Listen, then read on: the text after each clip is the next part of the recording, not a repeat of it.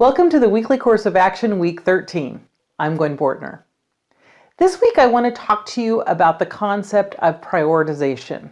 Now I know this isn't a new concept, and probably at least one of the tools I'm going to talk to you about isn't new either. But I do want you to think about it in potentially a new way. When we talk about prioritization, most of us will think of the priority matrix that talks about urgent versus important. And in fact, this was created by our past president, Dwight D. Eisenhower. The matrix typically has on the top important and on the bottom not important, and then on the right not urgent and on the left urgent.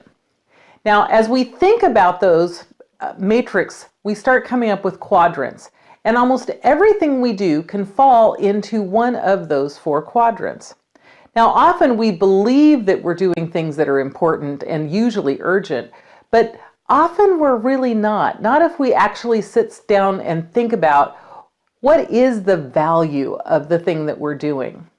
So the idea is to draw out a matrix just like I described: important, not urgent, urgent, and lay each task or project or activity that you're going to do in any given day or any given week into that matrix, and be pretty critical about asking yourself urgent versus important, because so often we tie urgent to important, but it's not actually important. It's just got a deadline, it's got some high pressure, it's the squeaky wheel, and so it feels important, but often it's not. As you do this, what I want you to then look at is, where do all of your activities fall? Do the majority fall on the urgent side or the not urgent side? Do the majority of them fall in important or not important?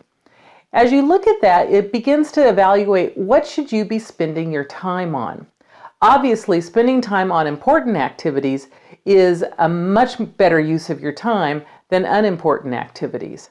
And although there's usually some in kind of the not important that have to get done, it shouldn't be taking the majority of your time.